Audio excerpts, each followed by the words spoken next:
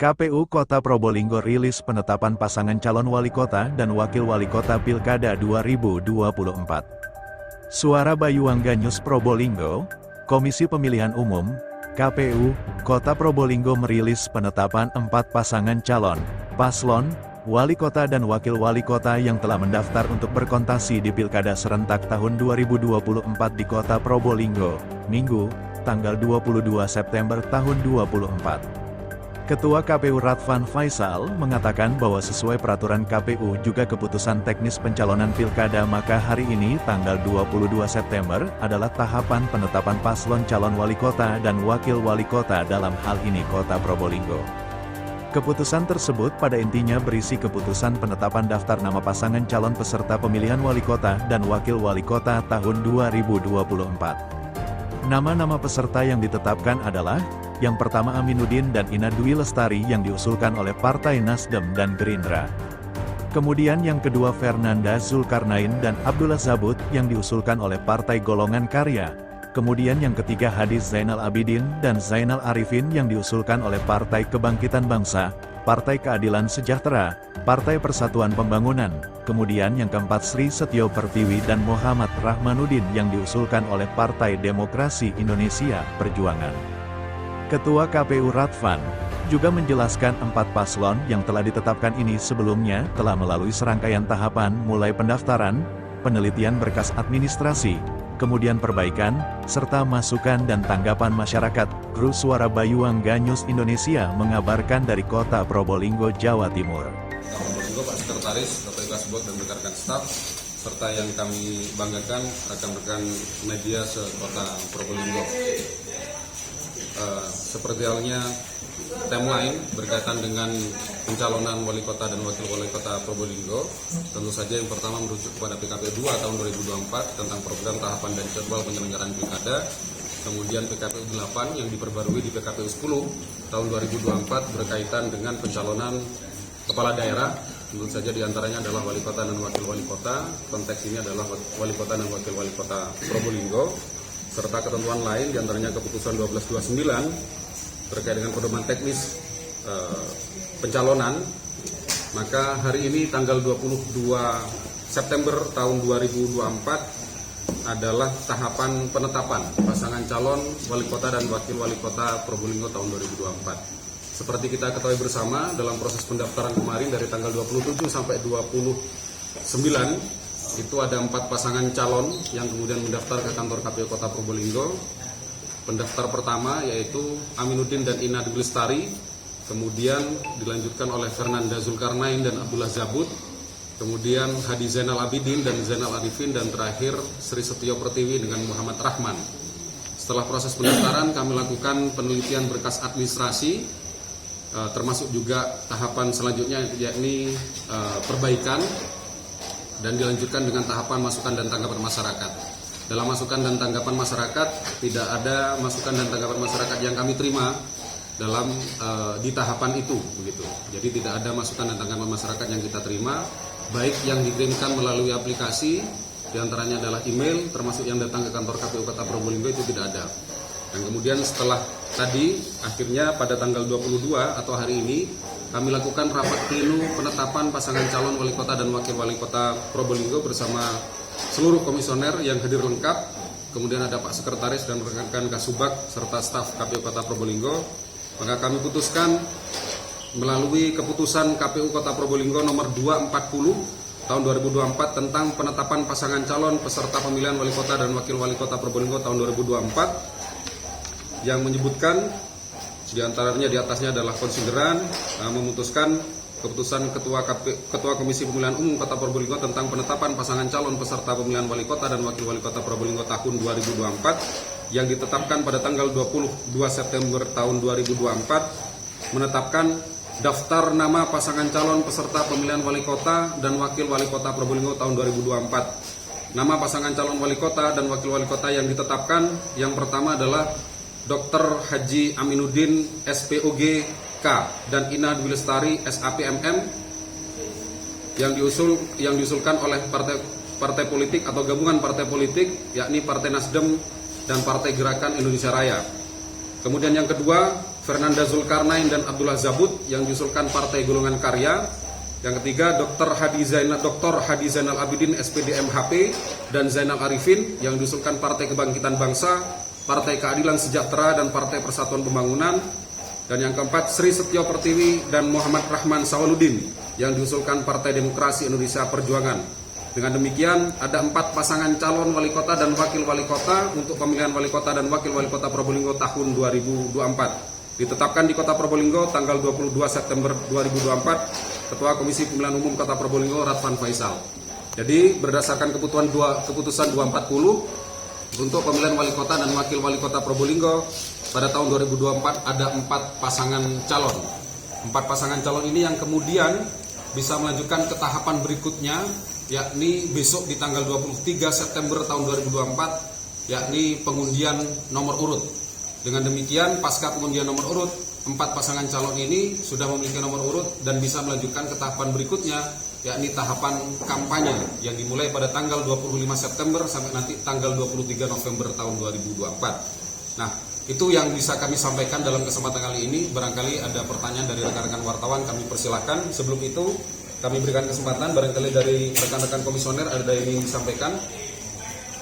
Cukup Pak Zainal, Pak Rosid, Pak Vicky, Bu In, Pak Sek, cukup nggih? Mas Tori? Cukup ya. Saya kira cukup. Mungkin dari rekan-rekan wartawan ada yang disampaikan, dipersilakan. Ada kendala apa dalam penetapan ini? Kayaknya alot, kayaknya. Ya. Jadi memang dalam proses ini kami tidak ingin ada residu ke belakang. Jadi kami perhatikan betul dari seluruh proses. Kami flashback mulai dari proses pendaftaran, kemudian penelitian administrasi, sampai kemudian masukan dan tanggapan masyarakat. Kami bahas detail sehingga butuh waktu yang tidak sedikit sebelum kemudian kami tetapkan. Jadi prosesnya kami ulang dari awal untuk diskusi dengan teman-teman di forum rapat pleno. Jadi prinsipnya begitu. Kalau kendala, saya pikir tidak ada, karena memang kami hanya pada saat rapat pleno itu butuh waktu yang agak lama sebagai sikap kehati-hatian saja, sehingga proses ini tetap berjalan dengan lancar begitu.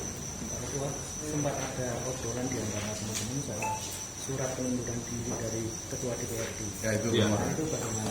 rumahnya itu kayak. Ya, informasi yang kami terima, jadi begini, untuk pendaftaran untuk calon wali kota yang berstatus sebagai anggota DPRD, nah, kalau di Kota Probolinggo ini kan pada saat pendaftaran itu sudah dilakukan pelantikan.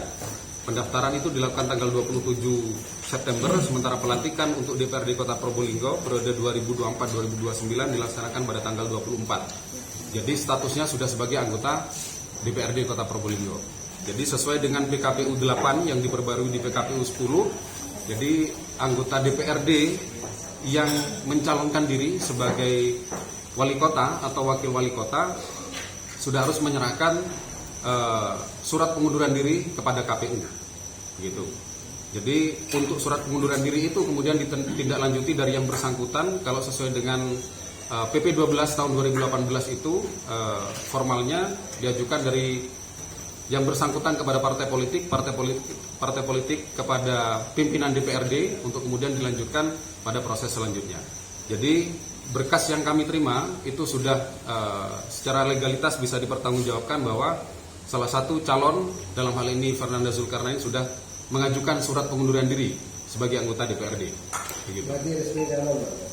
Ya, 4-4-nya, bukan hanya Fernanda, tapi 4-4-nya sudah resmi menjadi calon setelah kita tetapkan. Walaupun belum keluar masa penetapan, dia sudah diberhentikan gitu. Ya, kalau itu kan berproses, prosesnya tidak singkat begitu kan, karena informasi dari Sekretariat DPRD tahapan pengajuan surat pengunduran diri itu dilakukan bersamaan dengan pengajuan untuk pergantian antar waktunya, begitu. Jadi memang membutuhkan waktu yang cukup panjang, begitu.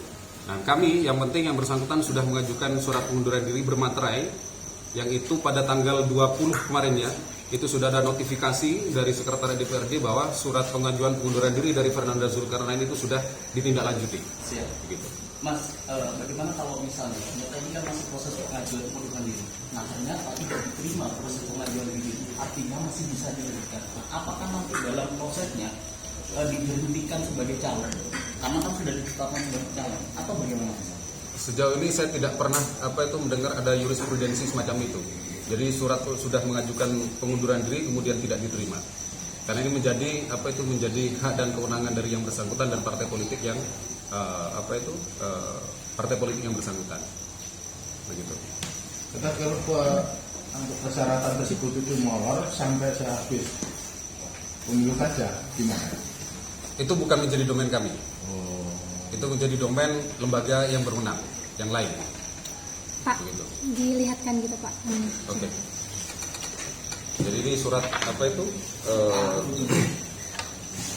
keputusan KPU Kota Probolinggo nomor 240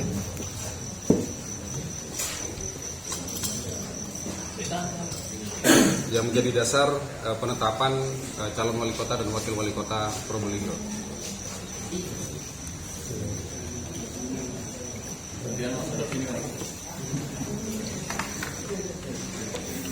Proses surat pemberhentian, tapi kan berproses, bukan ada putusan pemberhentian. Itu bagaimana, Mas? Ya, sesuai dengan ketentuan memang apa yang ketika ditetapkan memang yang dibutuhkan adalah proses pengunduran dirinya, bukan sudah ditetapkan mundur. Ditetapkan sudah diberhentikan seperti itu. Jadi yang dibutuhkan adalah proses pengunduran dirinya seperti itu. Siap. Jika nantinya dalam 2 bulan ini proses pilkada selesai, terus proses pengunduran diri itu belum selesai, bahkan bisa dilanjutkan mungkin ketika pengajuan itu dibatalkan. Berarti bagaimana, Mas? Pengunduran diri yang sudah diberikan tidak bisa ditarik kembali. Jadi tetap akan diproses untuk pengunduran dirinya seperti itu. Kami juga akan mengawal terkait itu, prosesnya akan sampai sejauh mana, akan berapa lama. Mungkin nanti pasca penetapan ini akan kami juga berkoordinasi dengan sekretariat DPRD. Siap. Mas, dari pengawasan Bawaslu sendiri, dari 4 calon ini sebelum ditetapkan, hal apa sih yang membuat mungkin diskusinya alot ya, plenonya alot? Ya mengecek semua administrasi yang dilakukan oleh KPU dan Bawaslu ketika melakukan verifikasi faktual itu yang memiliki banyak proses sampai kita harus ngecek ijazah ke sekolah-sekolah yang bersangkutan seperti itu. Ada beberapa sekolah yang sudah tutup. Kita langsung ngecek ke cabang dinasnya langsung seperti itu. Siap. Secara keseluruhan mungkin, Mas, dari tahapan yang pertama sampai sekarang, dan ini sangat krusial penentuan paslon gitu ya. Ada nggak catatan-catatan atau rekomendasi yang sudah dikeluarkan oleh Bawaslu? Ya, memang catatan beberapa kesulitan itu hanya ketika ada sekolah dari salah satu bakal pasangan calon itu sebelum ditetapkan ini itu tutup. Jadi kita ngeceknya masih agak lama. Ada juga yang pakai sekolah PKBN. Jadi itu kita perlu ngecek sampai ke dinas pendidikan dan mengecek ke yayasan yang menyelenggarakan kegiatan paket C itu. Nah itu, tapi alhamdulillah sudah istilahnya kami sudah tidak ada kendala seperti itu. Siap. Mas, tadi 2 paslon itu menyertakan ijazah SMA, berarti boleh ya? Boleh, kan minimal SMA seperti itu. Ketika juga melampirkan ijazah S1 dan S2-nya ataupun S3-nya, juga kita cek ke kampus-kampus yang sesuai dengan ijazahnya seperti itu. Siap. Karena lagi dalam masa penilaian Adipura juga, bagaimana kita juga melakukan kesepakatan dengan para LO, mana yang juga tidak boleh seperti itu dan yang boleh tidak lakukan. Mungkin banyak saran-saran yang akan kita lakukan, termasuk kami juga sudah memberikan ketika APK jangan sampai bertumpuk. Kalau bertumpuk nanti kan potensi sengketa. Kita akan mencoba bagaimana pengaturannya agar juga berjejer saja atau seperti apa. Itu masih perlu kesepakatan di rapat koordinasi yang sebentar lagi seperti itu. Satu lagi, ini kan belum masa kampanye, tapi sudah banyak calon-calon yang bagi-bagi uang. Statementnya KPU Bawaslu. Ya, sampai saat ini kita tidak menerima laporan terkait itu. Karena sifatnya ketika itu bukan temuan Bawaslu, silakan laporkan ke kita seperti itu. Nah, kalaupun memang ada bagi-bagi uang itu, apakah juga secara langsung atau tidak? Karena ada memang yang menghubungi saya secara lisan bagi-bagi amplop. Memang amplop isinya apa? Siapa tahu ternyata mensosialisasikan dirinya. Kita kan tidak tahu misalnya, kita tidak bisa berasumsi. Nah, ketika memang Bawaslu harus melakukan investigasi, ya laporannya mana seperti itu. Jadi kita tidak bisa berasumsi bahwa amplop yang diberikan itu isinya uang. Nah, tapi ini kalau kita menyatakan itu belum ada buktinya kan menjadi tuduhan. Nah, tidak bisa. Makanya saya dikirimi video itu isinya uang. Yakin uang Mas gitu. Saya yakin uang. Jadi sebelum dipastikan isinya, kami dari Bawaslu tidak bisa berasumsi. Kalau baliho yang sudah banyak bertebaran, Pak Ketua? Kalau baliho saat ini itu bagi kami itu alat peraga sosialisasi, karena kita tahu sendiri nomor urut belum ada, nah seperti itu. Ajakan pun tidak ada, hanya sosialisasi bahwa saya adalah bakal calon pasangan wali kota dan wakil wali kota. Itu bagi kami masih alat peraga sosialisasi seperti itu. Artinya masih dalam tahap Diperbolehkan, dalam ini juga tidak melanggar perwali juga seperti itu.